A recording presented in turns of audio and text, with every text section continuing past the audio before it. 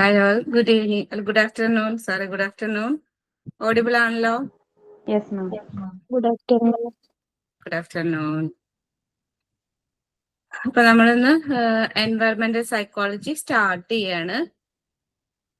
അപ്പൊ ഇപ്പോ March last ആയല്ലേ, അപ്പൊ നമ്മള് എക്സാമിന് മുൻപ് ഈ ഒരു സബ്ജക്ട് കഴിഞ്ഞ് അത് റിവിഷനും കൂടെ കിട്ടുന്ന രീതിയിലാണ് ഇപ്പൊ ഞാൻ ടൈം ടേബിൾ സെറ്റ് ചെയ്തിട്ടുള്ളത്. ഇതുണ്ട് നമ്മുടെ ചാപ്റ്റേഴ്സ് കണ്ടു, 11 ചാപ്റ്റേഴ്സ് വരുന്നുണ്ട്, 11 യൂണിറ്റ് വരുന്നുണ്ട്. അപ്പൊ അത് ഇങ്ങനെയാണ്, ഓരോ ഡേറ്റുകൾ ഇട്ട് വെച്ചിട്ടുണ്ട്. ഇങ്ങനെയാണ് ഞാൻ ക്ലാസ് എടുക്കാനായിട്ട് വിചാരിക്കുന്നത്. ഇതില് മുടക്കുകൾ വരാം, ഈ പറയുന്ന ഡേറ്റുകൾ. ഇപ്പൊ വിഷു ഒക്കെ വരാനുണ്ട്, അപ്പൊ അന്നൊന്നും ക്ലാസ് ഉണ്ടായിരിക്കില്ല. അപ്പൊ അന്നത്തെ ക്ലാസ്സുകൾ നമുക്ക് കമ്മിങ് സാറ്റർഡേ നമുക്ക് അതിനോട് അടുത്ത് വരുന്ന സാറ്റർഡേ സൺഡേ ഒക്കെ ആയിട്ട് എന്തെങ്കിലും മുടക്കുകൾ ഉണ്ടെന്നുണ്ടെങ്കിൽ നമുക്ക് അങ്ങനെ എടുത്ത് തീർക്കാം.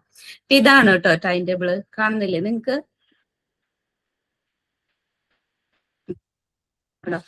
ഇപ്പൊ ഇന്നും നാളെ ആയിട്ട് 30-31 നമുക്ക് എന്ത് ചെയ്യാം, ഫസ്റ്റ് ചാപ്റ്റർ എടുത്ത് തീരും. അത് കഴിഞ്ഞാല് 1, 2, 3 ഏപ്രിൽ 1, 2, 3 ഒക്കെ ആയിട്ട് സെക്കൻഡ് ചാപ്റ്റർ. പിന്നെ ഇത് ഇവിടെ നിന്ന് അങ്ങോട്ട് ഏപ്രിൽ 6, 7, 8, 9 യൂണിറ്റ് 3 അത്രയും സിലബസ് അതിൽ വരുന്നുണ്ട് കേട്ടോ. ഒരുപാട് കാര്യങ്ങൾ പഠിക്കാനായിട്ട് വരുന്നുണ്ട്.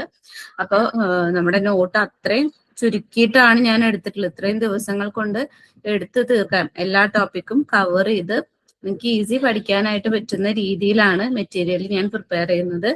പിന്നെ 4ാമത്തെ ചാപ്റ്റർ 10, 13, 14, അതായത് ഇടയില് സാറ്റർഡേ സൺഡേ ഒക്കെ ഒഴിവാക്കിയിട്ടുണ്ട്. നമുക്ക് ഏതെങ്കിലും ക്ലാസ്സുകൾ ഞാൻ എങ്ങാനും എടുക്കാതെ പോയിട്ടുണ്ടെങ്കിൽ നമുക്ക് അത് എന്ത് ചെയ്യാം, ആ ഒരു സാറ്റർഡേ അല്ലെങ്കിൽ സൺഡേ ഒക്കെ ആയിട്ട് നമുക്ക് എടുത്തു തീർക്കാം. അപ്പൊ ഇതേപോലെ പോവാന്നാണ് ഞാൻ വിചാരിക്കുന്നത്. ചില ചാപ്റ്റേഴ്സിനൊക്കെ ഉണ്ടോ 4 ദിവസം കിട്ടി വെച്ചിട്ടുണ്ട്.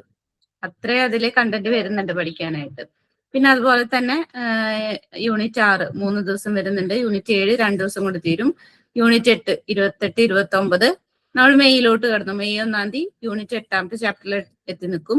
പിന്നെ 2, 3, 4, 5, 8, 9 10-ാം തീയതിക്കുള്ളിൽ, മെയ് 10-നുള്ളിൽ നമ്മൾ സിലബസ് തീർക്കും.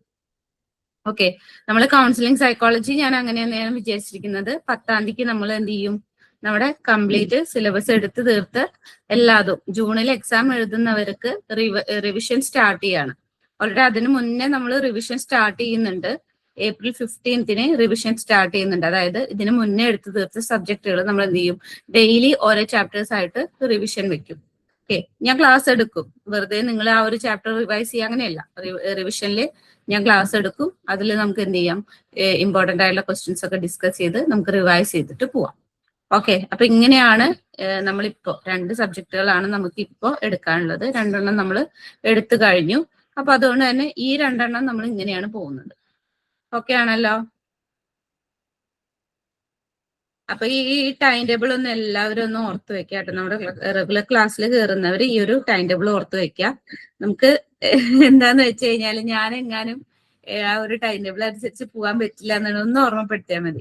നാളെ കൂടെ ഉള്ളോട്ട് ഈ ഒരു ചാപ്റ്ററിന് ഡേറ്റ് ഇട്ടിട്ടുള്ളത്. അപ്പൊ നമുക്കത് എടുത്ത് തീർക്കാം. എങ്ങനെയാലും നമുക്കത് കംപ്ലീറ്റ് ആക്കിയാൽ മാത്രമേ എന്ത് ചെയ്യാൻ പറ്റുള്ളൂ, റിവൈസ് ചെയ്യാനുള്ള ടൈം കിട്ടുള്ളൂ. അല്ലെങ്കിൽ എല്ലാം കൂടെ ഭയങ്കര കൺജസ്റ്റഡ് ആയി പോകും. കാരണം ഒരുപാട് ചാപ്റ്റേഴ്സ് പഠിക്കാണ്. കൗൺസിലിംഗ് സൈക്കോളജിയിൽ 17 ചാപ്റ്റേഴ്സ് ആണ് വരുന്നത്. കൗൺസിലിംഗിൽ മാത്രം 17 ചാപ്റ്റേഴ്സ് വരുന്നുണ്ട്. ഇതിൽ കുറച്ചുള്ളൂ 11 ചാപ്റ്റർ വരുന്നുള്ളൂ. പോസിറ്റീവ് സൈക്കോളജി അറിയാലോ, 16 ചാപ്റ്റർ ഉണ്ട്. എൻവയറമെന്റ് അല്ല 111 എത്ര ഉണ്ട്, 12 13 ചാപ്റ്റേഴ്സ് ഒക്കെ BPCC 111 ഉണ്ട്. അപ്പൊ 2 സബ്ജക്റ്റ് ആണ് നല്ല കൂടുതൽ പഠിക്കാനുള്ളത്. അതായത് 113 ഒരുപാട് പഠിക്കാനുണ്ട്. പിന്നെ കൗൺസിലിംഗ് സൈക്കോളജി, പോസിറ്റീവ് സൈക്കോളജി, ഇത് 3ഉം നന്നായിട്ട് പഠിക്കാനുണ്ട്. അപ്പൊ അതുകൊണ്ടാണല്ലോ നമുക്ക് സബ്ജക്റ്റിലോട്ട് പോവാം.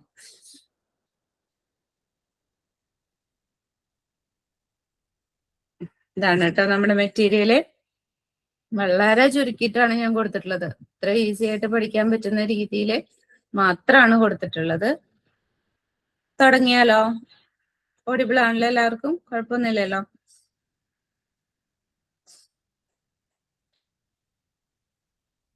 ഇപ്പൊ യൂണിറ്റ് 1 എൻവയറമെന്റൽ സൈക്കോളജി ഓവർവ്യൂ. അതായത് ഫസ്റ്റ് ഒരു ഇൻട്രഡക്ഷൻ ആണ്. എന്താണ് എൻവയറമെന്റൽ സൈക്കോളജി? എൻവയറമെന്റ് എന്ന് പറയുമ്പോൾ എന്താ, നമ്മുടെ ചുറ്റുപാട് അല്ലെ, നമ്മൾ ജീവിക്കുന്ന അല്ലെങ്കിൽ നമ്മുടെ ജന്തുക്കളും ജീവികളും മനുഷ്യന്മാരും ഒക്കെ ജീവിക്കുന്ന ഒരു ചുറ്റുപാട്, അതാണ് എൻവയറമെന്റ്. അപ്പൊ അതിനെ സൈക്കോളജിക്കൽ അപ്രോച്ചിൽ എങ്ങനെ നമുക്ക് കാണാം. അതാണ് എൻവയറമെന്റൽ സൈക്കോളജിയിൽ പറയുന്നത്. അതായത് ഈ ഒരു എൻവയറമെന്റിനെ ഹ്യൂമൻ ബിഹേവിയർ എങ്ങനെ ഇമ്പാക്ട് ചെയ്യുന്നുണ്ട്. തിരിച്ചതേപോലെ തന്നെ നമ്മുടെ ഈ മനുഷ്യന്മാരുടെ പ്രവൃത്തികൾ കാരണം കൊണ്ട് തന്നെ എൻവയറമെന്റിന്റെ ഭാഗത്തു നിന്നും നമ്മൾ ഇൻഫ്ലുവൻസ് ചെയ്യുന്നുണ്ട് അല്ലെ, നമ്മുടെ ബിഹേവിയറിനെ ഇൻഫ്ലുവൻസ് ചെയ്യുന്നുണ്ട്. വേറെ ഒന്നും വേണ്ട, ഇപ്പോഴത്തെ ഈ കാലാവസ്ഥ മതി. ഭയങ്കര ചൂട് കൂടിക്കൊണ്ടിരിക്കുക. ചൂട് കൂടുന്തോറും നമുക്ക് അതിൻ്റെതായിട്ടുള്ള പ്രഷറുകൾ വരും.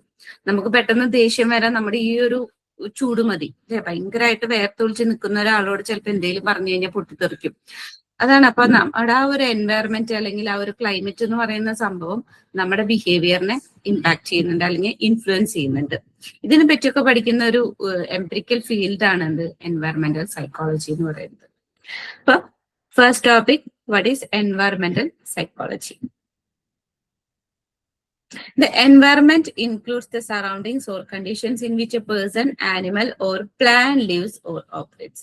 പറഞ്ഞ പോലെ തന്നെ നമ്മുടെ ചുറ്റുപാടാണ് അല്ലെ, അല്ലെങ്കിൽ person, animal, plant lives or operates, നമ്മൾ ജീവിക്കുന്ന അല്ലെങ്കിൽ നമ്മൾ ഓപ്പറേറ്റ് ചെയ്യുന്ന ഒരു കണ്ടീഷനെയാണ് എന്തെന്ന് പറയുന്നത്, എൻവയറമെന്റ് എന്ന് പറയുന്നത്. Environmental psychology deals with the environment at 2 different levels. It is concerned with the environment as well as the context of behavior. 2 ലെവലിലാണ് എൻവയറമെന്റൽ സൈക്കോളജി ഡീൽ ചെയ്യുന്നത്. അതായത് എൻവയറമെന്റൽ പ്രോബ്ലംസ് ആണല്ലോ അവിടെ പഠിക്കുന്നത്.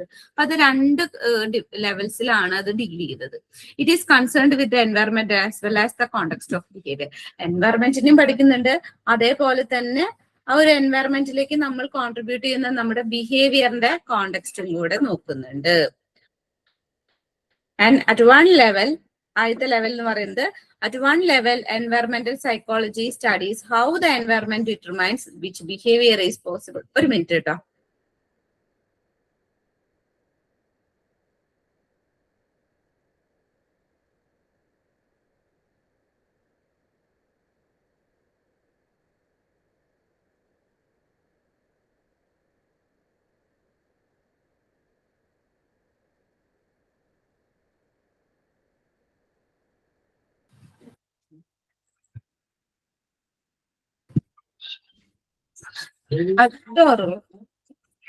അതല്ല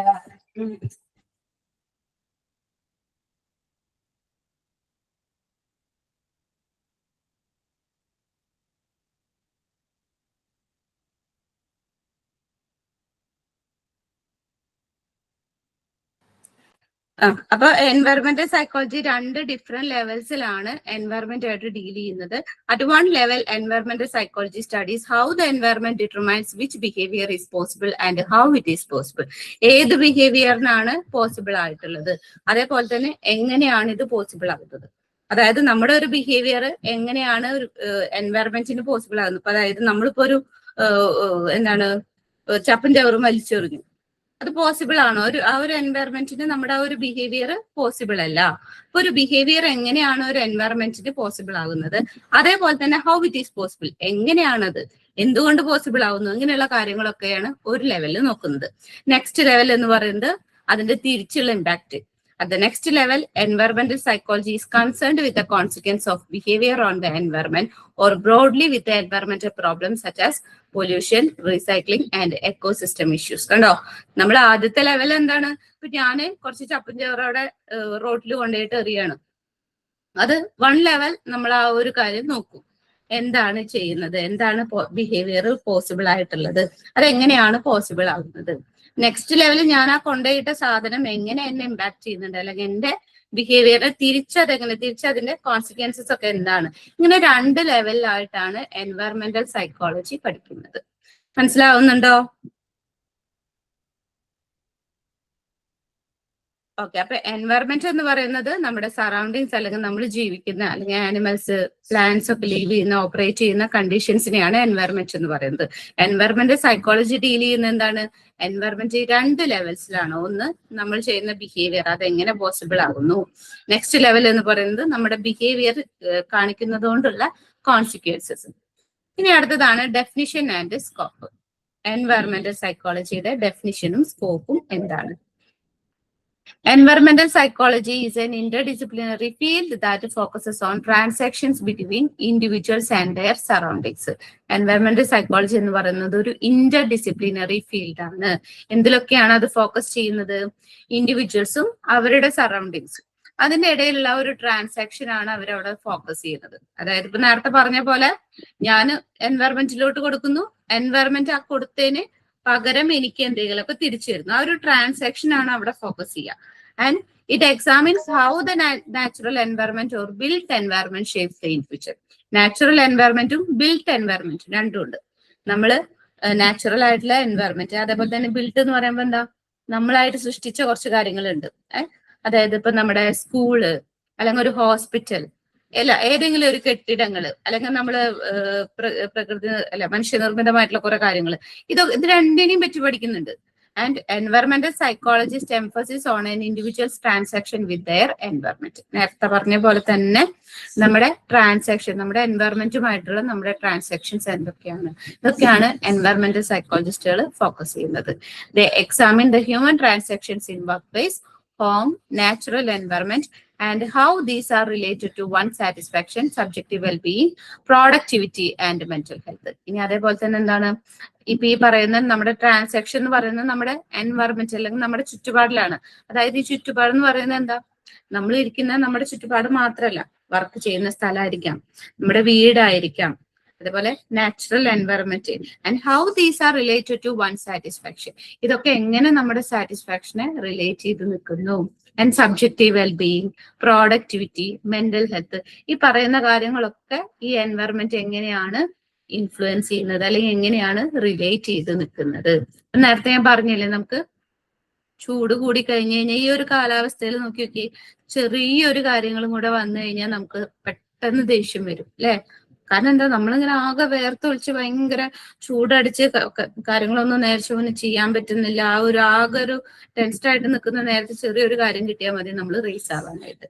അപ്പൊ ഈ പറയുന്ന എൻവയറമെന്റിൽ നിന്നുണ്ടാകുന്ന കാര്യങ്ങളും കൂടെ നമ്മുടെ mental health, productivity, subjective wellbeing, satisfaction, ഇതിനൊക്കെ റിലേറ്റ് ചെയ്ത് നിൽക്കുന്നുണ്ട്. ഇതൊക്കെ ആര് പഠിക്കുന്നുണ്ട്? എൻവയറമെന്റൽ സൈക്കോളജിസ്റ്റുകൾ പഠിക്കുന്നുണ്ട്. അപ്പൊ ഇവിടെ പറയുന്നത് എന്താണ്? സ്കോപ്പാണ് പറയുന്നത്, നമ്മുടെ എൻവയറമെന്റൽ സൈക്കോളജിയുടെ scope. And early definitions of environmental psychology emphasis to the relationship between the physical environment and human behavior. പണ്ട് തൊട്ടേ അല്ലെങ്കിൽ എൻവയറമെന്റൽ സൈക്കോളജിയുടെ ഏർലി ഡെഫിനിഷൻസ് നോക്കുകയാണെന്നുണ്ടെങ്കിൽ അതിലും എന്തിനെ പറ്റിയുള്ള റിലേഷൻസ് ആണ് പറയുന്നത്? ഫിസിക്കൽ എൻവയറമെന്റും ഹ്യൂമൻ ബിഹേവിയറും. എപ്പോഴും പറയുന്നത് അതേ ഒരു കോൺസെപ്റ്റ് തന്നെയാണ്. ആൻഡ് എച്ച്.എം. പ്രൊഷാൻസ്കി എന്നാണ് defined environmental psychology as the attempt to establish empirical and theoretical relationship between behavior and experiences of a person and his built environment. ഒരു ഡെഫിനിഷൻ, ഒരൊറ്റ ഡെഫിനിഷൻ അല്ല, രണ്ട് ഡെഫിനിഷൻ ഞാൻ കൊടുത്തിട്ടുണ്ട്. ഒന്ന് നോക്കുക. ആദ്യത്തെ എന്താണ്? The attempt to establish empirical and theoretical relationship.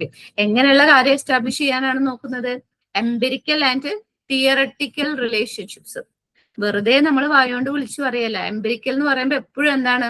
Scientifically വിത്ത് എവിഡൻസോട് കൂടിയിട്ടായിരിക്കും ആ ഒരു കാര്യം കണ്ടെത്തുന്നത്. അതേപോലെ തന്നെ ഇവിടെ എങ്ങനെയാണ് എസ്റ്റാബ്ലിഷ് ചെയ്യാനായിട്ട് നോക്കുന്നത്? Empirical and theoretical relationship between behaviour and experiences of A person and his built environment. ഒരാളുടെ ബിഹേവിയറും ആളുടെ എക്സ്പീരിയൻസും, ബിൽറ്റ് എൻവയറമെന്റിൽ നിന്ന് കിട്ടുന്ന ആളുടെ എക്സ്പീരിയൻസസ്. അതായത് ഇപ്പൊ ഒരു ചപ്പൻ ചവറ് വലിച്ചെറിഞ്ഞു, ആ ഒരു ബിൽറ്റ് എൻവയറമെന്റിൽ നിന്ന് ആൾ എക്സ്പീരിയൻസ് ചെയ്ത കാര്യങ്ങളും ഇതിന്റെ ഇടയിലുള്ള ഒരു റിലേഷൻ. ഞാൻ ഈ പറയുന്ന പോലെ വെറുതെ നമ്മൾ വായോണ്ട് പറയല്ല.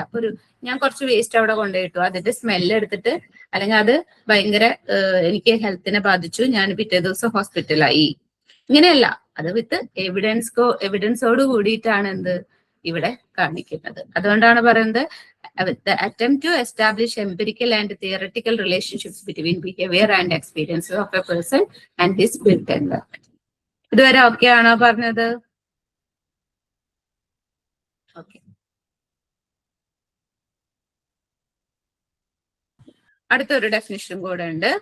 Gifford defines environmental psychology as a study of transaction between individuals and their physical setting. ഇതേപോലെ തന്നെയാട്ടോ പറയുന്നത്. എന്താണ് transaction between individuals and their physical settings. In this transaction, individuals change their environment and their behaviors and experiences are changed by their environment. ഈ ട്രാൻസാക്ഷനിൽ നടക്കുന്ന എന്താണ്? Individuals അവരുടെ എൻവയറമെന്റിനെ മാറ്റുന്നു. അപ്പൊ നമ്മൾ നമ്മുടെ എൻവയറമെന്റിനെ മാറ്റുന്നു. And their behaviours and experiences are changed by their environment. നമ്മുടെ ബിഹേവിയറും എക്സ്പീരിയൻസസും ഒക്കെ ആര് മാറ്റുന്നു? എൻവയറമെന്റ് മാറ്റുന്നു. ഈ ട്രാൻസാക്ഷനിൽ ഈ പറയുന്ന കാര്യങ്ങളാണ് നടക്കുന്നത്. അത്തരം ട്രാൻസാക്ഷൻസിനെ പറ്റി പഠിക്കുന്നതാണ് എൻവയറമെന്റൽ സൈക്കോളജി എന്ന് ഗിഫോർഡ് പറഞ്ഞു. According to him, environmental psychologists work at 3 levels of analysis: fundamental psychological processes like perception of the environment, spatial cognition and its effects on our personality. Fundamental psychological process എന്ന് പറയുമ്പോൾ എന്താണ്? നമ്മൾ എൻവയറമെന്റിനെ എങ്ങനെ നോക്കിക്കാണുന്നു, നമ്മുടെ perception ആണ്. നമ്മൾ എങ്ങനെയാണ് നമ്മുടെ ചുറ്റുപാടിനെ എങ്ങനെയാണ് നമുക്ക് 2 രീതിയിൽ നോക്കിക്കാണാം. ഒന്നെങ്കിൽ എനിക്ക് ഭയങ്കര വൃത്തിയിൽ കൊണ്ടു നടക്കാനായിട്ട് തോന്നാം, അല്ലെങ്കിൽ വേണ്ട, എന്ത് പ്രകൃതി നാശമായാലും കുഴപ്പമില്ല, ഞാൻ എല്ലാം മിറ്റത്തും പാടത്തും ഒക്കെ വലിച്ചെറിയും. 2 രീതിക്ക്. ഇപ്പൊ ഇവിടെ എന്താണ് പറയുന്നത്? ആദ്യത്തെ ഒരു ഫോക്കസ് എന്ന് പറയുന്നത്, അല്ലെങ്കിൽ ആദ്യത്തെ ഡയമെൻഷൻ എന്ന് പറയുന്നത് fundamental psychological process like the perception of the environment, spatial cognition and its effects on our personality. ഇതൊക്കെ നമ്മുടെ പേഴ്സണാലിറ്റീനെ എങ്ങനെ എഫക്ട് ചെയ്യുന്നുണ്ട്, അതാണ് ആദ്യത്തെ ലെവല്. അടുത്തെന്ന് പറയുമ്പോൾ the management of social space, അതായത് പേഴ്സണൽ സ്പേസ്, ടെറിറ്റോറിയലിറ്റി, അതായത് നമ്മുടെ പ്രാദേശികത, ക്രൗഡിങ്, തിക്കും തിരക്കുള്ള സ്ഥലങ്ങള്, privacy and physical setting, aspect of complex everyday behaviours such as working, learning, living in A residency and community. നമ്മൾ ഈ പറയുന്ന കാര്യങ്ങളൊക്കെ ചെയ്യുന്നത് നമ്മുടെ ആ ഒരു സ്പേസ്, അതൊക്കെ മാനേജ് ചെയ്യുക. അതാണ് 2ാമത്തെ ലെവല് പറയുന്നത്. 3ാമത്തെ ലെവൽ എന്ന് പറയുന്നത് human interactions with nature and role of psychology in climate change. നമുക്ക് നമ്മുടെ പ്രകൃതിയുമായിട്ടുള്ള ഇന്ററാക്ഷൻസ് എന്തൊക്കെയാണ്, ഇവിടെ ക്ലൈമറ്റ് ചേഞ്ചിൽ സൈക്കോളജിയുടെ റോൾ എന്താണ്. സൈക്കോളജി എന്ന് പറയുമ്പോൾ മെയിൻ ആയിട്ട് എന്താ? നമ്മുടെ ബിഹേവിയർ, ഹ്യൂമൻ ബിഹേവിയർ. അത് ക്ലൈമറ്റ് ചേഞ്ചിൽ കൊണ്ടുവരുന്ന കാര്യം എന്താ? നമ്മുടെ ബിഹേവിയർ മാറ്റിയെടുത്തു കഴിഞ്ഞാൽ ഏറെക്കുറെ നമുക്ക് നേച്ചറിനോടുള്ള ഒരു ഇന്ററാക്ഷൻ കൂട്ടാനായിട്ട് പറ്റും. ഇങ്ങനെ 3 ലെവൽസ് ആണ് ഗിഫോർഡിന്റെ എൻവയറമെന്റൽ സൈക്കോളജിയിൽ പറയുന്നത്. 3 ലെവൽസ് ആയിട്ടാണ് വർക്ക് ചെയ്യുന്നത് എൻവയറമെന്റൽ സൈക്കോളജിസ്റ്റുകൾ. മനസ്സിലായോ? ഓക്കെ ആണോ? ഓക്കെ. ഇനി അടുത്തതാണ് സേലിയൻ ഫീച്ചർ, അതായത് ക്യാരക്ടറിസ്റ്റിക്സ് പോലെ തന്നെ. അടുത്തത് salient features. A holistic molar perspective. The researcher examines behavior in its context or surroundings. ഒരു ഹോളിസ്റ്റിക് പെർസ്പെക്റ്റീവ് ആണ്.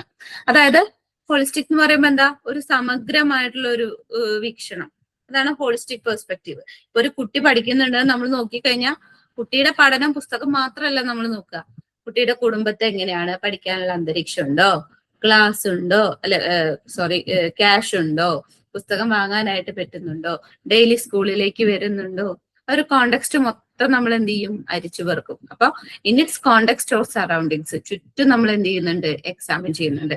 അതേപോലെ തന്നെയാണ് എൻവയറമെന്റൽ സൈക്കോളജി, ഒരു ഹോളിസ്റ്റിക് പെർസ്പെക്റ്റീവ് ആണ്. അപ്പൊ അതിന് ചുറ്റും എന്തൊക്കെ ഉണ്ട്, അല്ലെങ്കിൽ അത് റിലേറ്റഡ് ആയിട്ട് എന്തൊക്കെ നിൽക്കുന്നുണ്ട്, അതൊക്കെ നമ്മൾ കൺസിഡർ ചെയ്യണം. അടുത്തതാണ് an applied problem solving perspective. Problem solving perspective ആണ്. Here the research is designed to discuss the basic principles of behavior and find solution to social. ഒരു പ്രശ്നം കണ്ടെത്തി കഴിഞ്ഞാൽ ഇങ്ങനെ ഒരു കാര്യം നടക്കുന്നുണ്ട്, അത് കണ്ടെത്തുക മാത്രമല്ല, അത് റിപ്പോർട്ട് ചെയ്ത് കഴിഞ്ഞ് കഴിഞ്ഞാൽ നമുക്ക് അതിന് എന്ത് ചെയ്യാനായിട്ട് പറ്റണം? ഒരു സൊല്യൂഷൻ കണ്ടെത്താനായിട്ട് പറ്റണം. And a broad and eclectic methodology. Environmental psychology uses laboratory experiments, field experiments, survey research, observation. അതായത് എല്ലാവിധ മെത്തേഡ്സും യൂസ് ചെയ്യുന്നുണ്ട്. ക്വാളിറ്റേറ്റീവ് മെത്തേഡ്സും ക്വാണ്ടിറ്റേറ്റീവ് മെത്തേഡ്സും ഒക്കെ നമുക്ക് എൻവയറമെന്റൽ സൈക്കോളജിയിൽ യൂസ് ചെയ്യാം. A wide range of levels of analysis. It employs micro and macro level approaches to study human problems concerning everyday life problems. 2 രീതിയിൽ. Micro എന്ന് പറയുമ്പോൾ എന്താ? ചെറുതായിട്ടാണ് അല്ലെ, മൈക്രോ ലെവൽ ആണ്. മാക്രോ ലെവൽ എന്ന് പറയുമ്പോൾ കുറച്ചും കൂടി വൈഡ് ആണ്. അങ്ങനെയുള്ള രണ്ട് രീതിയിലുള്ള അപ്രോച്ചസ് നമുക്ക് എന്ത് ചെയ്യാം, ഹ്യൂമൻ പ്രോബ്ലംസ് നമുക്ക് അല്ലെങ്കിൽ ഈ ഒരു എൻവയറമെന്റ് റിലേറ്റഡ് ആയിട്ടുള്ള ഹ്യൂമൻ പ്രോബ്ലംസ് പറ്റി പഠിക്കാനായിട്ട് നമുക്ക് എടുക്കാം. ഇനി അടുത്തതാണ് environmental psychology is a multi disciplinary subject. ഒരു മൾട്ടി ഡിസിപ്ലിനറി സബ്ജക്ട് ആണ്. That has adapted ideas not only from core psychology, not only from core psychology but also other social sciences. Psychology എന്ന് മാത്രമുള്ള കോർ തിയറീസ് എടുത്തിട്ടല്ല എൻവയറമെന്റൽ സൈക്കോളജി, വേറെ എവിടെ നിന്നും കൂടെ എടുക്കുന്നുണ്ട്, social science നിന്നും കൂടെ എടുക്കുന്നുണ്ട്. അതായത് നമ്മുടെ സോഷ്യൽ സൈക്കോളജി പോലെ തന്നെ അങ്ങനെ അതിൽ നിന്നുള്ള തിയറീസും കൂടെ എടുത്തിട്ടാണ് ഈ ഒരു എൻവയറമെന്റൽ സൈക്കോളജിയിൽ നമ്മളെല്ലാം പഠിക്കുന്നത്. അപ്പൊ 5 സെലിയൻ ഫീച്ചേഴ്സ് ആണ് പറഞ്ഞത്. ഏതൊക്കെയാണ്? ആദ്യത്തെ ഒരു ഹോളിസ്റ്റിക് പെർസ്പെക്റ്റീവ് ആണ്. അതായത് ഇപ്പൊ ഒരു എക്സാമ്പിൾ നമ്മൾ എന്ത് പറഞ്ഞു, ഒരു കുട്ടി പഠിക്കുന്നുണ്ടെങ്കിൽ ആ കുട്ടിയും കുട്ടിയുടെ പുസ്തകവും മാത്രമല്ല, ഫുൾ കോണ്ടെക്സ്റ്റ് നമ്മൾ നോക്കും, സറൗണ്ടിങ്സ് മൊത്തം നോക്കും. അതുപോലെ തന്നെയാണ് എൻവയറമെന്റൽ സൈക്കോളജി. പിന്നെ അപ്ലൈഡ് പ്രോബ്ലം സോൾവിങ് പെർസ്പെക്റ്റീവ് ആണ്. ഒരു സൊല്യൂഷൻ കണ്ടെത്താനായിട്ട് നമുക്ക് പറ്റണം. ഇപ്പൊ ഒരു കുളം ഉണ്ട്, ആ കുളത്തിൽ ചപ്പും ചവറുകൾ കിടക്കുന്നുണ്ട്, നമ്മളത് റിപ്പോർട്ട് ചെയ്യാൻ മാത്രമല്ല നമുക്ക് അതിനെന്ത് സൊല്യൂഷൻ കണ്ടെത്താനായിട്ട് പറ്റും. ഒരു വേസ്റ്റ് അവിടെ നിന്ന് മാറ്റുന്നതോടൊപ്പം തന്നെ ഇനി വരാതിരിക്കാൻ ഈ പറയുന്ന ആൾക്കാർക്കൊക്കെ ഒരു സൊല്യൂഷൻ കണ്ടെത്തി കൊടുക്കണം. അപ്പൊ അപ്ലൈഡ് പ്രോബ്ലം സോൾവിങ് പെർസ്പെക്റ്റീവ് ആണ്. പിന്നെ ബ്രോഡ് ആൻഡ് എക്ലക്റ്റിക് മെത്തഡോളജി ആണ്. ഒരുപാട് മെത്തേഡ്സ് നമുക്ക് ഇതിൽ യൂസ് ചെയ്യാം. Laboratory experiments, field experiments, survey, research, observation. പിന്നെ wide range of levels of analysis, അതായത് മൈക്രോ ഉണ്ട്, മൈക്രോ ഉണ്ട്. പിന്നെ എൻവയറമെന്റൽ സൈക്കോളജി എന്ന് പറയുന്നത് ഒരു മൾട്ടി ഡിസിപ്ലിനറി സബ്ജക്റ്റ് ആണ്. സൈക്കോളജി തിയറട്ടിക്കൽ ബേസ് കിടക്കുന്നത് കോർ സൈക്കോളജി മാത്രമല്ല, അതർ സോഷ്യൽ സയൻസസും കൂടെ ഇതിന്റെ തിയറീസ് എടുക്കുന്നുണ്ട്. ഒരു മിനിറ്റ്.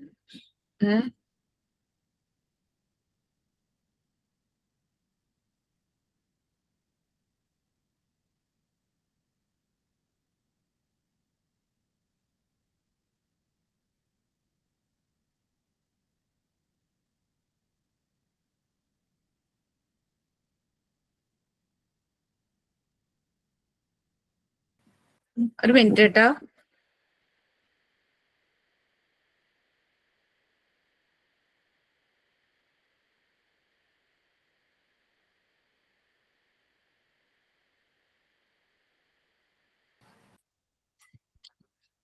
ഓക്കെ ആണോ? അപ്പൊ സെലിയൻ ഫീച്ചേഴ്സ്, അതായത് 5 സെലിയൻ ഫീച്ചേഴ്സ് ആണ്. ഇനി ക്യാരക്ടറിസ്റ്റിക്സ് വേറെ വരുന്നുണ്ട്.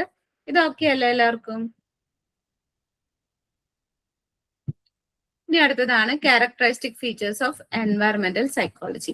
The 4 key features that characterize the field of environmental psychology are briefly described below. ആദ്യത്തെയാണ് interactive approach. Environmental psychology is mainly interested in the interaction between people and their built and natural environment. നമ്മൾ പറയുന്ന പോലെ തന്നെ അല്ലെ നമ്മുടെ ആ ഒരു ബിഹേവിയറും പിന്നെ അതുപോലെ തന്നെ എൻവയറമെന്റ് നമ്മളുടെ ട്രാൻസാക്ഷൻ ആണ്. അപ്പൊ അവിടെ ഒരു ഇന്ററാക്ഷൻ ആണ് മെയിൻലി അവിടെ ഇൻട്രസ്റ്റ് ചെയ്ത് നിൽക്കുന്നത്. ഒരു ഇന്ററാക്റ്റീവ് അപ്രോച്ച് ആണ്. പിന്നെ അടുത്തത് Inter disciplinary approach. And environmental psychologists often work in interdisciplinary settings and collaborate with other experts from other disciplines, as this can help them in having a more holistic approach. ഒരുപാട് disciplines ആയിട്ട് work ചെയ്യുന്നുണ്ട്. ഇപ്പൊ environmental psychology എന്ന് പറയുമ്പോൾ സൈക്കോളജിയിൽ മാത്രം അല്ലെങ്കിൽ അതിന്റെ തിയറീസ് മാത്രം എടുത്തിട്ട് അവിടെ ഒതുങ്ങി നിൽക്കുന്നില്ല. മറ്റ് ഡിസിപ്ലിൻസുമായിട്ട് അല്ലെങ്കിൽ മറ്റ് ഫീൽഡുമായിട്ട് കണക്റ്റഡ് ആണ്. അവരായിട്ട് കൊളാബറേറ്റ് ചെയ്തിട്ട് കുറച്ചും കൂടി ഹോളിസ്റ്റിക് ആയിട്ട് ഒരു സമഗ്രമായിട്ടുള്ള രീതിയാണ് എന്ത് എൻവയറമെന്റൽ സൈക്കോളജിയിൽ നടക്കുന്നത്. അതായത് often work with architects, geography experts, cognitive psychologist and social psychologist, ഇവരൊക്കെ ആയിട്ട് കൊളാബറേറ്റ് ചെയ്തിട്ടായിരിക്കും ഒരു പ്രോബ്ലം സോൾവിങ് നടത്തുന്നത്. ഇനി അടുത്തതാണ് പ്രോബ്ലം ഫോക്കസ്ഡ് അപ്രോച്ച്.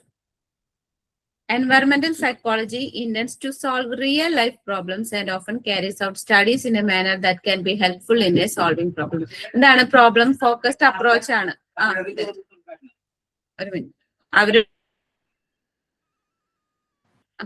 അപ്പൊ പ്രോബ്ലം ഫോക്കസ്ഡ് അപ്രോച്ച് ആണ്. അതായത് ആ ഒരു പ്രോബ്ലം എന്താണെന്ന് കണ്ടെത്തി റിയൽ ലൈഫ് പ്രോബ്ലം എന്താണെന്ന് നോക്കുക, എന്നിട്ട് അതിനെ പറ്റി പഠിച്ചിട്ട് അതിന് സൊല്യൂഷൻ കണ്ടെത്തുക. ഇനി അടുത്തത് diversity of methods approach. Environmental psychology also utilizes qualitative and quantitative research methodologies as used in other disciplines of psychology. നമ്മൾ പറഞ്ഞ പോലെ ഒരു മെത്തേഡ്സ് മാത്രമല്ല, ഒരുപാട് മെത്തേഡ്സ് നമുക്ക് യൂസ് ചെയ്യാം. ലബോറട്ടറി എക്സ്പെരിമെന്റ്സ്, പിന്നെ അതുപോലെ തന്നെ എന്തൊക്കെ പറഞ്ഞു, ഒബ്സർവേഷൻസ്, ഇന്റർവ്യൂസ്. ഈ ഒബ്സർവേഷൻ ഇന്റർവ്യൂ ഒക്കെ എന്താണ്? ക്വാളിറ്റേറ്റീവ് മെത്തേഡ്സ് ആണ്. അപ്പൊ ക്വാണ്ടിറ്റേറ്റീവും ക്വാളിറ്റേറ്റീവ് മെത്തേഡ്സ് ഒക്കെ നമുക്ക് ഇതിൽ യൂസ് ചെയ്യാനായിട്ട് പറ്റും. നേരത്തെ പറഞ്ഞ അതേ സെലിയൻ ഫീച്ചേഴ്സ് തന്നെയാട്ടോ, വേറെ രീതിയിൽ പറഞ്ഞു എന്നുള്ളൂ. അതായത് ഇന്ററാക്റ്റീവ് അപ്രോച്ച്, അതായത് ഇൻഡിവിജ്വൽസും എൻവയറമെന്റും തമ്മിലുള്ള ഒരു ഇന്ററാക്ഷൻ എന്താണ്. ഇന്റർ ഡിസിപ്ലിനറി എന്ന് പറയുമ്പോൾ എന്താണ്? ഒരുപാട് ഫീൽഡുമായിട്ട് കൊളാബറേറ്റ് ചെയ്തിട്ടാണ് ഈ ഒരു എക്സ്പേർട്സ് വർക്ക് ചെയ്യുന്നത്, അല്ലെങ്കിൽ എൻവയറമെന്റൽ സൈക്കോളജിസ്റ്റുകൾ വർക്ക് ചെയ്യുന്നത്. പിന്നെ പ്രോബ്ലം ഫോക്കസ്ഡ് ആണ്, അതായത് ഒരു റിയൽ ലൈഫ് പ്രോബ്ലം എന്താണെന്ന് കണ്ടെത്തി അതിനെ പഠിച്ചിട്ടാണ് അതിന് സൊല്യൂഷൻ കണ്ടെത്തുന്നത്.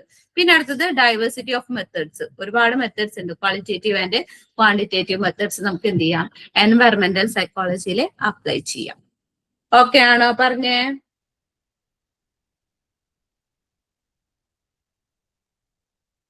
ഇനി അടുത്തതാണ് the emergence and growth of environmental psychology.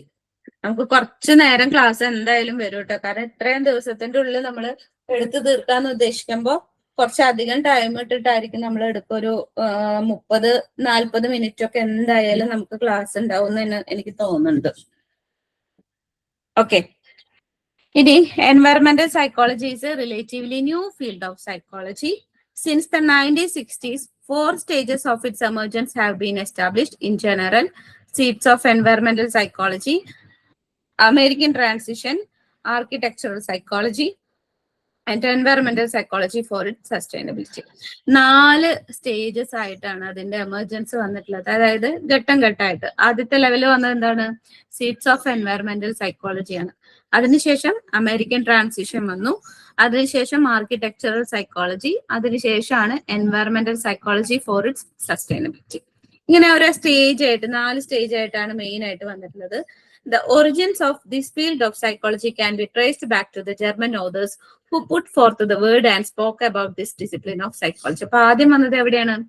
German authors ആണ് കൊണ്ടുവന്നിട്ടുള്ളത്. അവരാണ് ഈ ഒരു ടേം എൻവയറമെന്റൽ സൈക്കോളജി എന്ന് പറയുന്ന ഒരു ടേം കൊണ്ടുവന്നിട്ടുള്ളത്, അതായത് സീഡ്സ് ഓഫ് എൻവയറമെന്റൽ സൈക്കോളജി.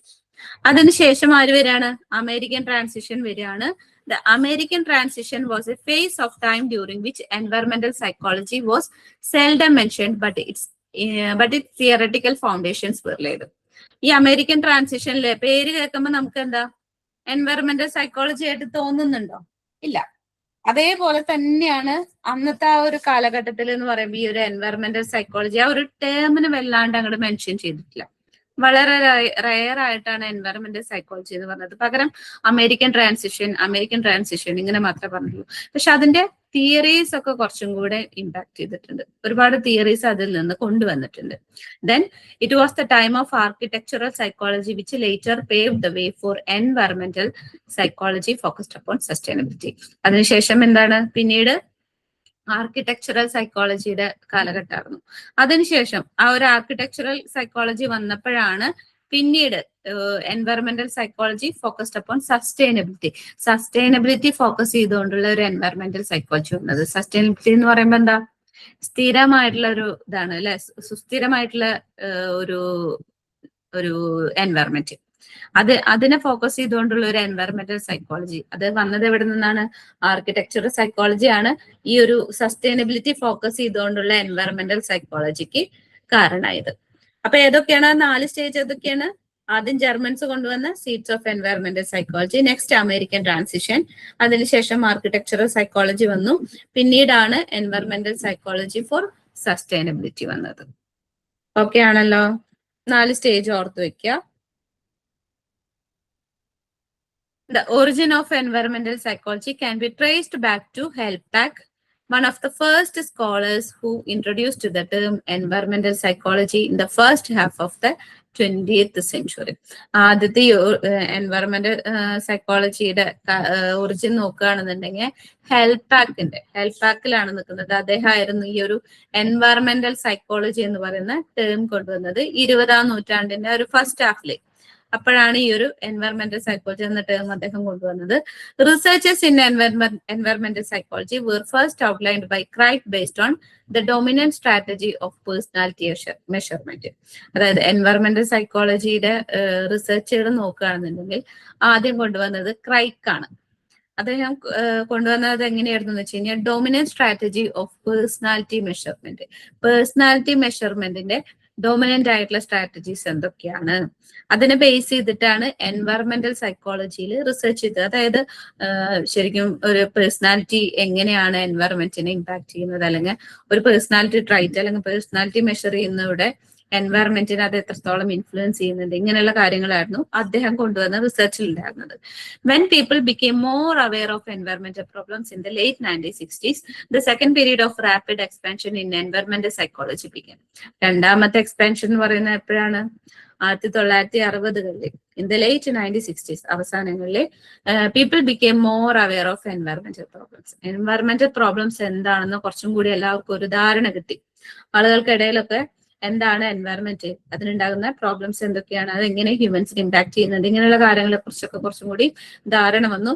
അപ്പോഴാണ് ആ ഒരു സെക്കൻഡ് പീരീഡ് വരുന്നത്, ഒരു റാപ്പിഡ് എക്സ്പാൻഷൻ വരികയാണ് എൻവയറമെന്റൽ സൈക്കോളജിയിൽ. As A result studies on sustainable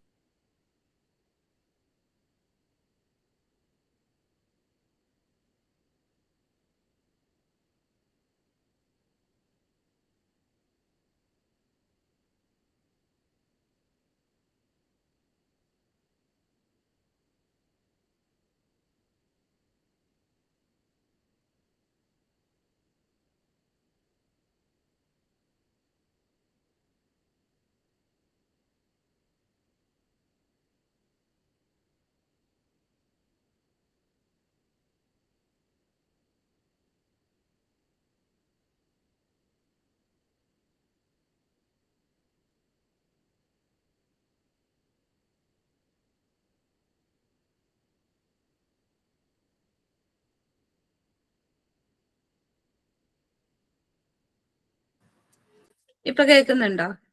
network പോയതാണ്.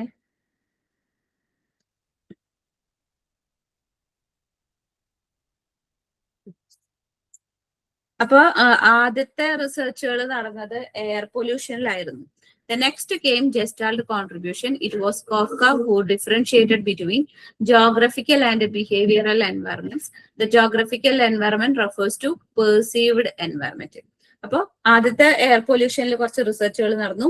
അതിനുശേഷം ജെസ്റ്റാൾട്ട് കോൺട്രിബ്യൂഷൻ, നമ്മുടെ ജെസ്റ്റാൾട്ട് സൈക്കോളജി അവരുടെ ഭാഗത്തു നിന്നുള്ള കോൺട്രിബ്യൂഷൻ, അതായത് കോഫ്ക, അതിൽ 3 പേരിൽ കോഫ്ക ആയിരുന്നു ഈ ഒരു എൻവയറമെന്റൽ സൈക്കോളജിയിലെ സ്റ്റഡീസ് കൊണ്ടുവന്നത്. അതായത് who differentiated between geographical and behavioural എൻവയറമെന്റ്സ്.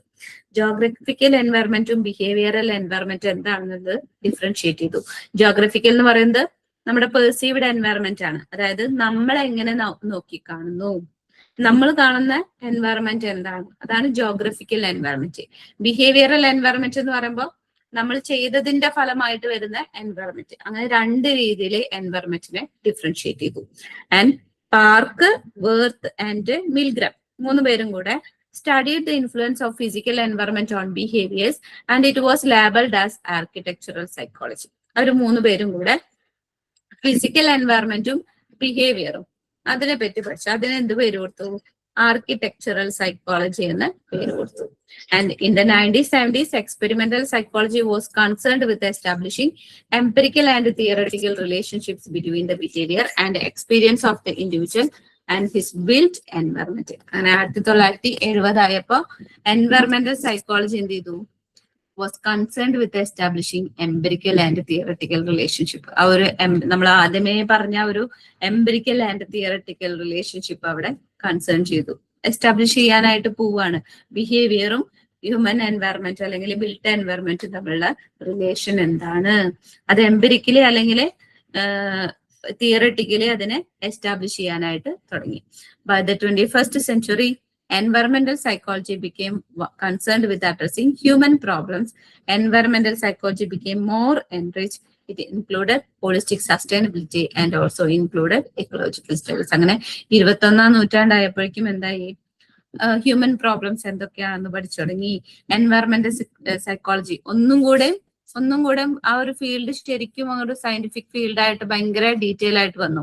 And it included holistic sustainability, ഒരു സമഗ്രമായ സസ്റ്റൈനബിലിറ്റി എന്ന് പറയുമ്പോൾ ഒരു സുസ്ഥിരമായിട്ടുള്ള ഒരു നിലനിൽപ്പ്. And also included ecological studies, ecological പഠനങ്ങൾ കൂടെ അതിൽ ഉൾപ്പെടുത്തിയിട്ടുണ്ട്. ഇത്തരം കാര്യങ്ങൾ ഇപ്പോ നമ്മൾ എൻവയറമെന്റൽ സൈക്കോളജിയിൽ ഇൻക്ലൂഡഡ് ആണ്. അപ്പൊ ഓക്കെ ആണല്ലോ. നമ്മുടെ ആ ഒരു ഇത് വന്നത് കണ്ടില്ല, ഒരു ചാർട്ട് പോലെ അയ്യോ,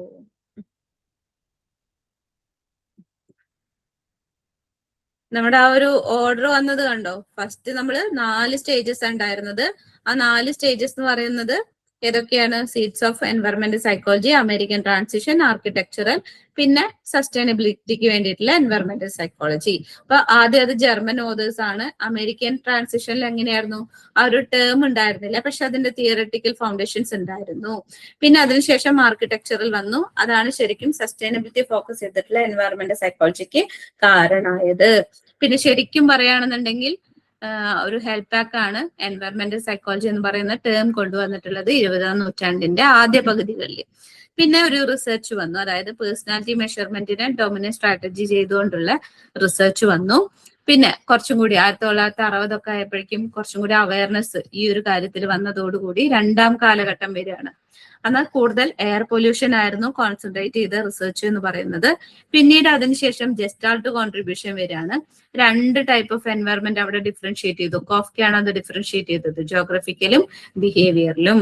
പിന്നെ അതിനുശേഷം ആർക്കിടെക്ചറൽ സൈക്കോളജി വരികയാണ്. അതിനെ പാർക്ക്, വെർത്ത്, മിൽഗ്രാം ഒക്കെ കൂടെ ഒരു ഫിസിക്കൽ എൻവയറമെന്റ് ബിഹേവിയറും കൂടിയുള്ള ഇൻഫ്ലുവൻസ് പഠിച്ച് അതിന് ആർക്കിടെക്ചറൽ സൈക്കോളജി എന്ന് പേര് കൊടുത്തു. 70കളിൽ എന്തായി? കുറച്ചും കൂടി മെമ്പറിക്കൽ തിയററ്റിക്കൽ റിലേഷൻഷിപ്പ് എസ്റ്റാബ്ലിഷ് ചെയ്തുകൊണ്ടുള്ള ഒരു എൻവയറമെന്റൽ സൈക്കോളജി വരികയാണ്. ഇപ്പോ നമ്മൾ പഠിക്കുന്ന കറന്റ് എൻവയറമെന്റൽ സൈക്കോളജി എന്ന് പറയുന്നത് എന്താണ്? More concerned with addressing human problems and കുറച്ചും കൂടി എൻറിച്ച്ഡ് ആണ്. ഒരു ഹോളിസ്റ്റിക് സസ്റ്റൈനബിലിറ്റി ഇൻക്ലൂഡഡ് ആണ്. ആൻഡ് ഓൾസോ എക്കോളജിക്കൽ സ്റ്റഡീസും കൂടെ ഇൻവോൾവ് ആണ്. ഓക്കെ ആണോ? ഓക്കെ. ഇനി അടുത്തതാണ് recent trends and future directions in environmental psychology. ഇപ്പൊ നിലവിൽ എങ്ങനെയാണ് എൻവയറമെന്റൽ സൈക്കോളജിയുടെ ഇപ്പോഴത്തെ അവസ്ഥയാണ് പറയുന്നത്. അതുപോലെ തന്നെ ഫ്യൂച്ചർ ഡയറക്ഷൻസും, ഭാവിയിൽ എന്തൊക്കെ നമുക്ക് ഈ ഒരു ഫീൽഡ് കൊണ്ട് ചെയ്യാനായിട്ടുണ്ട്. Environmental issues such as climate change, pollution, deforestation have been recognized as serious difficulties impacting people's health, economic prospects, and food and water supplies since the beginning of the 21st century. അപ്പൊ 21ാം നൂറ്റാണ്ടിന്റെ ആദ്യം മുതൽക്കേ തന്നെ എന്തുണ്ട്? ഈ പറയുന്ന environmental issues ഒക്കെ നമ്മൾ നോക്കുന്നുണ്ട്. അതായത് ക്ലൈമറ്റ് ചേഞ്ച്, പൊല്യൂഷൻ, ഡീഫോറസ്റ്റേഷൻ, ഇതിനൊക്കെ ഭയങ്കര ഒരു സീരിയസ് ഡിഫിക്കൽട്ടീസ് ആയിട്ടാണല്ലേ കാണുന്നത്. ഇതൊക്കെ നമ്മുടെ ഹെൽത്തിനെ, നമ്മുടെ ഇക്കണോമിക് പ്രോസ്പെക്റ്റിന്, ഫുഡ്, വാട്ടർ സപ്ലൈ, ഇതിനൊക്കെ എങ്ങനെ ബാധിക്കുന്നുണ്ട്?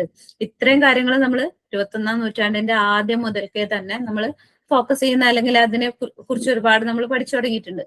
It is also widely acknowledged that human behaviour is a major contributor to these environmental issues. ഒന്നും പറയാനില്ല, നമ്മൾ തന്നെയാണ് ഇതിനൊക്കെ കോൺട്രിബ്യൂട്ട് ചെയ്യുന്ന ആൾക്കാർ, അല്ലെ? And finding strategies to influence people's behaviour to reverse environmental problems while preserving human wellbeing and quality of life is an ongoing and developing concern of environmental psychology. അപ്പോ നമ്മുടെ ഈ ഒരു ബിഹേവിയറിനെ, എൻവയറമെന്റൽ പ്രോബ്ലംസ് കുറയ്ക്കാനുള്ള ഒരു ബിഹേവിയറിനെ ഇംപ്രൂവ് ചെയ്യാനുള്ള strategies കൊണ്ടുവരിക, while preserving human wellbeing and quality of life. അപ്പൊ ആ ഒരു സ്ട്രാറ്റജീസ് കൊണ്ടുവരുന്നതിനോടൊപ്പം തന്നെ നമ്മുടെ ഹെൽത്തും കാര്യങ്ങളൊക്കെ നോക്കണം. അതിനൊന്നും കോംപ്രമൈസ് ചെയ്യാൻ പാടില്ല. അതൊന്നും കോംപ്രമൈസ് ചെയ്യാതെ തന്നെ നമ്മൾ എന്ത് ചെയ്യുക? നമുക്ക് ഈ ഒരു ബിഹേവിയറിനെ ഇൻഫ്ലുവൻസ് ചെയ്യുന്ന കുറച്ച് സ്ട്രാറ്റജീസ് കൊണ്ടുവരാം. അതാണ് ഇപ്പൊ നമ്മുടെ ഒരു എൻവയറമെന്റൽ സൈക്കോളജിയുടെ ഡെവലപ്പിംഗ് കൺസേൺ എന്ന് പറയുന്നത്. To this goal a comprehensive concept of sustainability has been widely adopted. അതിനു വേണ്ടിയിട്ടാണ് നമ്മൾ ആ ഒരു സസ്റ്റൈനബിലിറ്റി എന്ന് പറയുന്ന ഒരു ടേം കൊണ്ടുവന്നിട്ടുള്ളത്. അല്ലെ, നമുക്ക് തന്നെ പഠിക്കാണ്ടായിരുന്നില്ലേ സസ്റ്റൈനബിലിറ്റി ഡെവലപ്മെന്റ്?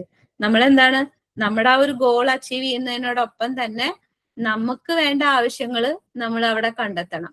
അതിൽ ഒരു കുറവും വരുത്താൻ പാടില്ല, അല്ലെ? നമ്മുടെ നീഡ്സും കാര്യങ്ങളൊന്നും കുറവ് വരുത്താതെ തന്നെ നമ്മൾ ആ ഒരു സസ്റ്റൈനബിലിറ്റി മെയിൻറ്റെയിൻ ചെയ്തു പോകണം. അതിന് ശരിക്കും ആ ഒരു കോൺസെപ്റ്റിനെയാണ് സസ്റ്റൈനബിലിറ്റി, അതൊന്ന് കൂടുതലായിട്ട് യൂസ് ചെയ്യുന്നുണ്ട്. Which incorporates environmental, social and economic factors. ഈ ഒരു സസ്റ്റൈനബിലിറ്റിയിൽ ഇൻക്ലൂഡഡ് ആയിട്ടുള്ള ഫാക്ടേഴ്സ് ഏതൊക്കെയാണ്? എൻവയറമെന്റൽ ഫാക്ടേഴ്സ് ഉണ്ട്, സോഷ്യൽ ഫാക്ടേഴ്സ് ഉണ്ട്, ഇക്കണോമിക് ഫാക്ടേഴ്സ് ഉണ്ട്. എല്ലാ മേഖലകളിലും ആ ഒരു സസ്റ്റൈനബിലിറ്റി ഉണ്ടായിരിക്കണം. An integrative and multidisciplinary approach is undertaken by environmental psychologists. അപ്പൊ അതുകൊണ്ട് തന്നെ സൈക്കോളജിസ്റ്റുകൾ എടുത്തിരിക്കുന്നത് ഒരു integrative and multi disciplinary approach ആണ്. അതായത് എൻവയറമെന്റൽ സൈക്കോളജി എന്ന് പറയുമ്പോൾ സൈക്കോളജി മാത്രമല്ല, എല്ലാ മേഖലയും എടുക്കുന്നുണ്ട്, അല്ലെ? ഇപ്പൊ സോഷ്യൽ സയൻസ് പറഞ്ഞു, നേരത്തെ സോഷ്യൽ സൈക്കോളജി പറഞ്ഞു, പിന്നെ എഞ്ചിനീയേഴ്സ് പറഞ്ഞു, ആർക്കിടെക്ചേഴ്സ് പറഞ്ഞു, പല മേഖലകളിലുള്ള അല്ലെങ്കിൽ പല ഫീൽഡുകളായിട്ട് കോപ്പറേറ്റ് ചെയ്ത് അല്ലെങ്കിൽ കൊളാബറേറ്റ് ചെയ്തിട്ടാണ് എൻവയറമെന്റൽ സൈക്കോളജിസ്റ്റുകൾ വർക്ക് ചെയ്യുന്നത്. അല്ലാതെ സൈക്കോളജിയുടെ തിയറി മാത്രം പഠിച്ചിരുന്നിട്ട് നമുക്ക് എൻവയറമെന്റിനെ പ്രൊട്ടക്ട് ചെയ്യാനായിട്ട് പറ്റില്ല. The best example to depict this is the Chipko movement. അതിന് വലിയൊരു എക്സാമ്പിൾ ആണ് എന്ത്? Chipko movement. A social event happened in the Western Himalayan region in the 1970s when a small-scale social invention to rescue the forest spread far and wide, and this is regarded as a significant rethinking of the significance of man's relationship with nature. ചെറിയൊരു social social invention ആയിരുന്നു അത്, small scale social invention ആയിരുന്നു. പക്ഷെ അതുകൊണ്ട് എന്ത് ചെയ്യാൻ പറ്റി? ആ പ്രകൃതിയുമായിട്ട് മനുഷ്യർക്കുള്ള ആ ഒരു ബന്ധം അതിനെ കൂട്ടാനും അല്ലെങ്കിൽ അതിനെപ്പറ്റി പഠിക്കാനും അതിന് വേണ്ട കാര്യങ്ങളൊക്കെ കൊണ്ടുവരാനൊക്കെ ആ ഒരു ചിപ്കോ മൂവ്മെന്റ് കൊണ്ട് പറ്റിയിട്ടുണ്ട്. അപ്പൊ അത് വലിയൊരു എക്സാമ്പിൾ ആണ്. The other topics of research by environmental psychologist include encouraging pro-environmental behavior concerning informational strategies, reinforcement, punishment, and persuasive technology and strategies for behavior change. അപ്പോൾ ഈ ഒരു എൻവയറമെന്റൽ സൈക്കോളജിയുടെ റിസർച്ചിന്റെ ടോപ്പിക്കുകൾ എന്ന് പറയുന്നത് ഏതൊക്കെയാണ്? അതിൽ ഒരുപാട് കാര്യങ്ങളുണ്ട്. പ്രോ എൻവയറമെന്റൽ ബിഹേവിയർ കൂട്ടാനായിട്ട് അല്ലെങ്കിൽ എൻകറേജ് ചെയ്യാനായിട്ടുള്ള പ്രോ എൻവയറമെന്റൽ ബിഹേവിയർ എന്ന് പറയുമ്പോൾ നമ്മൾ എന്താ പറയാ, കുറച്ചും കൂടി എൻവയറമെന്റിന് വേണ്ടിയിട്ട് നല്ല കാര്യങ്ങൾ ചെയ്യുന്ന അല്ലെങ്കിൽ എൻവയറമെന്റിനെ പ്രൊട്ടക്ട് ചെയ്യുന്ന ഒരു ബിഹേവിയർ, അത് എൻകറേജ് ചെയ്യാനായിട്ട് നമുക്ക് പല തരത്തിലുള്ള സ്ട്രാറ്റജീസ് യൂസ് ചെയ്യാം. ഫോർ എക്സാമ്പിൾ ഇവിടെ ഇൻഫർമേഷണൽ സ്ട്രാറ്റജീസ്, ലൈക്ക് ഒരു അവയർനെസ് പ്രോഗ്രാം കണ്ടക്ട് ചെയ്യാം. റീഇൻഫോഴ്സ്മെന്റ്, ഇപ്പോൾ എന്തെങ്കിലുമൊക്കെ ഒരു എൻവയറമെന്റൽ പ്രൊട്ടക്ഷൻ എന്ന രീതിയിൽ ഇറങ്ങുന്നവർക്ക് റീഇൻഫോഴ്സ്മെന്റ് ആയിട്ട് എന്തെങ്കിലുമൊക്കെ കൊടുക്കുക. അതിന് ഓപ്പോസിറ്റ് ആയിട്ട് വർക്ക് ചെയ്യുന്നവർക്ക് പണിഷ്മെന്റ് കൊടുക്കുക. And persuasive technology and strategies for behaviour change. Persuasive എന്ന് പറയുമ്പോൾ എന്താണ്? പെർസുവേഷൻ എന്താ? നമ്മൾ ബിഹേവിയറൽ ചേഞ്ച്, ആറ്റിറ്റ്യൂഡ് ചേഞ്ചിലൊക്കെ നമ്മൾ പഠിച്ചിട്ടുണ്ട്. പെർസുവേഷൻ എന്താ? അത് ഈ പറയുന്ന റീഇൻഫോഴ്സ്മെന്റ് അല്ലെങ്കിൽ പണിഷ്മെന്റ് പോലെയല്ല. It's like motivation. നമ്മളിങ്ങനെ മാറ്റിയെടുക്കുക, പ്രേരിപ്പിക്കുക എന്ന് പറയില്ലേ, മോട്ടിവേറ്റ് ചെയ്ത ഒരു ബിഹേവിയറിനെ മാറ്റിയെടുക്കുക. ഇങ്ങനെയുള്ള ടെക്നിക്കുകളൊക്കെ നമുക്ക് എന്ത് ചെയ്യാം? ഈ ഒരു എൻവയറമെന്റൽ സൈക്കോളജിയിൽ സൈക്കോളജിസ്റ്റുകൾക്ക് യൂസ് ചെയ്യാം. കാരണം ഒരു ബിഹേവിയറിനെ നമുക്ക് എന്ത് ചെയ്യണം? മാറ്റണം. അല്ലെങ്കിൽ ഒരു പ്രോ എൻവയറമെന്റൽ ബിഹേവിയർ ഇൻഡിവിജ്വൽസിന്റെ ഇടയിൽ എൻകറേജ് ചെയ്തെടുക്കണം. It also try to develop various models that integrate interactions between man and environment. അതുപോലെ തന്നെ ഒരുപാട് മോഡൽസ് ഡെവലപ്പ് ചെയ്യുന്നുണ്ട്. നമ്മൾ പഠിക്കുന്ന ഈ അപ്രോച്ചുകളില്ലേ, ഓരോ മോഡലുകൾ, ഇപ്പൊ നമ്മള് എന്താണ് ജസ്റ്റാൾട്ട് മോഡൽ അല്ലെങ്കിൽ വാട്സൺ മോഡൽ എന്നൊക്കെ പറയുന്ന പോലെ ഒരുപാട് മോഡൽസ് നമ്മൾ ഇതിലൊരു ഹ്യൂമൻസിന്റെയും പിന്നെ അതുപോലെ തന്നെ എൻവയറമെന്റിന്റെ ഇന്ററാക്ഷൻ ഇന്റഗ്രേറ്റ് ചെയ്യാനുള്ള ഒരുപാട് മോഡൽസ് ഡെവലപ്പ് ചെയ്യുന്നുണ്ട്. And the future directions include challenges for environmental psychologist toward a greater engagement that are studied embracing sustainability as a central focus of research, delivering many valuable insights and tools for promoting sustainability at local and global scale. അപ്പൊ future ഡയറക്ഷനിൽ എൻവയറമെന്റൽ സൈക്കോളജിസ്റ്റുകളെ സംബന്ധിച്ചിടത്തോളം ആ ഒരു ഇതിൽ greater engagement ഉണ്ടാക്കിയെടുക്കുക അല്ലെങ്കിൽ അതിൽ ഫുള്ളി ഇൻവോൾവ് ആയിരിക്കുക എന്ന് പറയുന്നത് ഭയങ്കര ചലഞ്ചാണ്. കാരണം അതിൽ ആ ഒരു ഇൻവോൾവ്മെന്റ് ഉണ്ടാക്കിയെടുത്താൽ മാത്രമേ നമുക്ക് എന്ത് ചെയ്യാനായിട്ട് പറ്റുള്ളൂ? ആ ഒരു സസ്റ്റൈനബിലിറ്റി കൊണ്ടുവരാനായിട്ട് പറ്റുള്ളൂ. And as a central focus of റിസർച്ചിന്റെ സെൻട്രൽ ഫോക്കസ് എന്ന് പറയുന്നത് എന്താണ്? embracing sustainability and delivering many valuable insights and tools. ഒരുപാട് അത് ഈ ഒരു സസ്റ്റൈനബിലിറ്റി മനസ്സിലാക്കാൻ അല്ലെങ്കിൽ അതിനെ പ്രൊമോട്ട് ചെയ്യാനായിട്ടുള്ള ഒരുപാട് വാല്യുബിൾ ആയിട്ടുള്ള ഇൻസൈറ്റ്സും ടൂൾസും നമ്മൾ ലോക്കൽ ആൻഡ് ഗ്ലോബൽ ലെവൽസിൽ കൊണ്ടുവരണം. ഇതൊക്കെ എൻവയറമെന്റൽ സൈക്കോളജിസ്റ്റുകളെ സംബന്ധിച്ചിടത്തോളം ഭാവിയിൽ ഒരു വലിയൊരു ചലഞ്ചാണ്. ഓക്കെ, അപ്പൊ ഇത്രയാണ് recent trends and future directions in environmental സൈക്കോളജിയിൽ പറയാനുള്ളത്. ഇത്ര മതിയല്ലോ? ഓക്കെ ആണല്ലോ? പരമാവധി നമ്മുടെ ടെക്സ്റ്റ് മറിച്ച് നോക്കിയിട്ടുണ്ടോ നിങ്ങൾ? എൻവയറമെന്റൽ സൈക്കോളജി, കൗൺസിലിംഗ് സൈക്കോളജി ഒക്കെ മറിച്ച് നോക്കിയിട്ടുണ്ടോ? അങ്ങനെ കടല് പോലെ കിടക്കുകയാണ്, എഴുതി ഇങ്ങനെ നിറച്ചു വെച്ചേക്കാണ്. എന്തിനാണെന്ന് എനിക്ക് മനസ്സിലാവുന്നില്ല. പറഞ്ഞ ഡയലോഗ് തന്നെ തിരിച്ചും മറിച്ചും, മറ്റേ ദൃശ്യത്തിൽ പറഞ്ഞ പോലെ പോലീസുകാര് തിരിച്ചും മറിച്ചൊക്കെ ചോദിക്കുന്ന പറഞ്ഞ പോലെ ഇഗ്നോക്കാര് തിരിച്ചും മറിച്ചൊക്കെ എഴുതി വെച്ചിട്ടുണ്ട്. ഒരു രക്ഷയില്ല. അതിൽ നമുക്ക് ആവശ്യമുള്ള മാത്രം നമ്മൾ പഠിച്ചാൽ മതി. നമുക്കൊരു 300 വേർഡ്സ് ആണ് എഴുതാനായിട്ട് വരുന്നത്. അതൊരു 5 to 6 pages 5 pages എഴുതിയാൽ തന്നെ നമ്മളെ ഓരോന്ന് അറ്റൻഡ് ചെയ്യുമ്പോൾ നമുക്കാവും. 5 to 6 പേജസ് കണക്കാക്കിയിട്ട് എഴുതാം.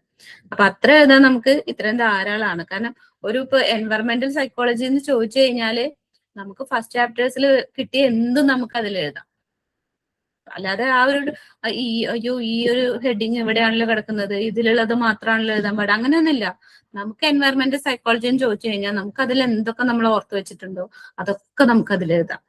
അങ്ങനെ നോക്കാട്ടോ. അല്ലാതെ ആ ഒരു ടോപ്പിക് നമ്മൾ എന്തായാലും എഴുതണം. കാരണം ഈ ഒരു ക്വസ്റ്റ്യനിൽ മെൻഷൻ ചെയ്തിട്ടുള്ള സംഭവം എന്താണെന്നുള്ളത് നമ്മൾ എന്തായാലും എഴുതണം. എങ്കിൽ കൂടെ ആ ഒരു ചാപ്റ്ററിൽ നമ്മൾ എന്തൊക്കെ പഠിച്ചു വെച്ചിട്ടുണ്ട് അല്ലെങ്കിൽ എന്തൊക്കെ നമ്മുടെ ഓർമ്മയിലുണ്ട് അതൊക്കെ നമുക്ക് എഴുതാനായിട്ട് പറ്റും. അപ്പൊ ഇത്രയും മതി, ഇത്രയും നോക്കി പോയാൽ മതി. ഓക്കെ. അപ്പൊ നാളെയും കൂടെ ഉണ്ടായിരിക്കും ഒരു ഫ്രീ സെഷൻ. നാളത്തേനെ കൊണ്ട് ഈ ഒരു ചാപ്റ്റർ തീരും കേട്ടോ. കുറച്ചേ വരുള്ളൂ എടുക്കാനായിട്ട് ഇനി. അപ്പൊ നമ്മുടെ ടൈം ടേബിള് ഞാൻ റെക്കോർഡിങ്സ് ഇടുന്നതിലുണ്ടായിരിക്കും. എന്നാലും ഒന്നും കൂടെ ഒന്ന് കാണിച്ചു തരാം. അവിടെ ഇങ്ങനെയാണ് കേട്ടോ നമ്മൾ ക്ലാസ് എടുത്ത് തീർക്കുന്നത്. നമുക്ക് മെയ് 10-ാം തീയതിക്കുള്ളിൽ നമ്മൾ കംപ്ലീറ്റ് ചാപ്റ്റേഴ്സ് എടുത്ത് തീർക്കും. ഇപ്പൊ നമ്മൾ നിലവിൽ എടുക്കുന്നത് ഒന്ന് എൻവയറമെന്റൽ സൈക്കോളജി, പിന്നെ ഒന്ന് കൗൺസിലിംഗ് സൈക്കോളജി ആണ്. കൗൺസിലിംഗ് സൈക്കോളജി 17 ചാപ്റ്റേഴ്സ് വരുന്നുണ്ട്. അത് നമ്മൾ ഇതേപോലെ തന്നെ എന്ത് ചെയ്യും, ഞാൻ വേണമെങ്കിൽ ടൈം ടേബിൾ ഒന്ന് കാണിച്ചു തരാം നിങ്ങൾക്ക്.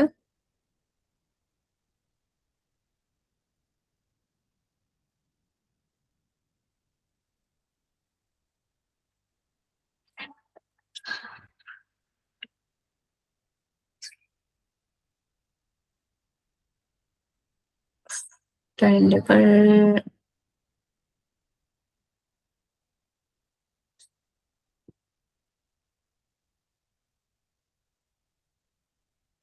ടേബിൾ കാണുന്നില്ല കേട്ടോ, ഒരു മിനിറ്റ്.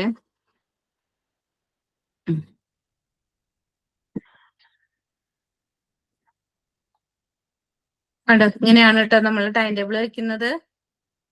കാണുന്നുണ്ടോ? നമ്മൾ ഇന്നിട്ടുള്ള ടൈം ടേബിൾ ആണ്. അതില് 30-31 നമ്മള് ഈ ഇപ്പൊ എടുക്കുന്നത് യൂണിറ്റ് 3 ആണ്. പിന്നെ നാളെയായിട്ട് അത് തീരും. ഈ ഒരു 3 ചാപ്റ്റേഴ്സ് എന്ന് പറയുന്നത് നമ്മൾ ഓൾറെഡി എടുത്തിട്ടുള്ളതാണ്. അതായത് BPCC 113 നമുക്ക് പഠിക്കാനുണ്ട്. അപ്പൊ നിങ്ങളായാലും ഏതെങ്കിലും ഒന്ന് നന്നായിട്ട് പഠിക്കാം. 113 പഠിച്ചാൽ മതി. അതേ ടോപ്പിക്കുകൾ തന്നെയാണ് ഇതിൽ വരുന്നത്. ആ goals, techniques, therapeutic relationship, therapeutic പ്രോസസ്സുകൾ, അങ്ങനെയുള്ള എല്ലാ ടോപ്പിക്കുകൾ, ലിമിറ്റേഷൻസ്, പൊട്ടൻഷ്യൽസ്, ഇതൊക്കെ തന്നെയാണ് 113 പഠിക്കുന്ന ഓരോ ചാപ്റ്ററും. ഇതുപോലെ തന്നെ സൈക്കോ അനാലിസിന്, സൈക്കോ ഡൈനാമിക്കിന് ഒരു ചാപ്റ്റർ ഉണ്ട്. എക്സിസ്റ്റൻഷ്യൽ ഹ്യൂമാനിസ്റ്റിക് അപ്രോച്ചിന് ഒരു ചാപ്റ്റർ ഉണ്ട്. പിന്നെ അതുപോലെ തന്നെ behavioural and cognitive and behavioural അപ്രോച്ചിന് ഒരു ചാപ്റ്റർ ഉണ്ട്. ഇത് അതേപോലെ തന്നെയാണ് ഇവിടെ വരുന്നത്. ടേംസുകൾ വ്യത്യാസമുണ്ട്, അതായത് വേർഡ്സുകൾക്ക് വ്യത്യാസമുണ്ട്, സെന്റൻസുകൾക്കൊക്കെ വ്യത്യാസമുണ്ട്. പക്ഷെ നമുക്ക് എന്ത് മതി, നമുക്ക് ഏതെങ്കിലും ഒന്ന് പഠിച്ചാൽ മതി. അപ്പൊ നിങ്ങൾ പഠിക്കുന്നവർ ശ്രദ്ധിക്കുക, ഏതെങ്കിലും ഒന്ന് നന്നായിട്ട് പഠിക്കുക. 113 പഠിക്കുന്നത് വെച്ചാൽ അത് മാത്രം പഠിച്ചാൽ മതി, രണ്ടും കൂടെ കുഴഞ്ഞു മറിയണ്ട. അപ്പൊ ഒന്നെങ്കിൽ 114 കൗൺസിലിംഗ് സൈക്കോളജിയിൽ പഠിക്കുക, അല്ലെങ്കിൽ 113 പഠിക്കുക. അപ്പൊ അതുകൊണ്ടാണ് നമ്മൾ ഈ ഒരു ടൈം ടേബിളിൽ നിന്ന് ഇത് സ്കിപ്പ് ചെയ്തത്. കാരണം നമ്മുടെ ഓൾറെഡി അതിൽ ഇൻവോൾവ് ആണ്. നമ്മൾ ആ ചാപ്റ്റേഴ്സ് ഒക്കെ നല്ല വൃത്തിയിൽ എല്ലാതും ഡീറ്റെയിൽ ആയിട്ട് എടുത്തിട്ടുണ്ട്. ബാക്കി വരുന്ന ചാപ്റ്റേഴ്സ് മൊത്തം ഇങ്ങനെയാണ് ടൈം ടേബിൾ പോകുന്നത്. മെയ് 10-ാം തീയതിക്ക് തന്നെ നമ്മൾ അത് തീർക്കും. എന്നിട്ട് റിവിഷൻസ് ഉണ്ടായിരിക്കും. ഇപ്പൊ എടുക്കുന്നതിന്റെ റിവിഷൻസ് ഉണ്ടായിരിക്കും. ഇതിന് മുന്നേ എടുത്തത് നമ്മൾ റിവിഷൻ സ്റ്റാർട്ട് ചെയ്തിട്ടുണ്ട് കേട്ടോ. നമ്മുടെ ക്രാഷിൽ ആർക്കെങ്കിലും ചേരണമെന്നുണ്ട് വെച്ചെങ്കിൽ ജോയിൻ ചെയ്യാം. നമ്മൾ റിവിഷൻ സ്റ്റാർട്ട് ചെയ്തിട്ടുണ്ട്. നമുക്കതിൽ നിങ്ങൾക്ക് കയറി കഴിഞ്ഞു കഴിഞ്ഞാൽ അതിന്റെ ഓൾറെഡി സിലബസ് ഫുൾ എടുത്തിട്ടുള്ള റെക്കോർഡിങ്സും നോട്ടൊക്കെ കിട്ടും. അതോടൊപ്പം തന്നെ ഇനി എടുക്കുന്ന ലൈവ് സെഷൻസും പിന്നെ റിവിഷൻ സെഷൻസും കിട്ടും. ഓക്കെ ആണല്ലോ? അപ്പൊ ഓക്കെ, താങ്ക് യു. നാളത്തെ സെഷനിൽ വീണ്ടും കാണാം. Okay, bye. Thank you ma'am. Thank you ma'am. Okay, thank U.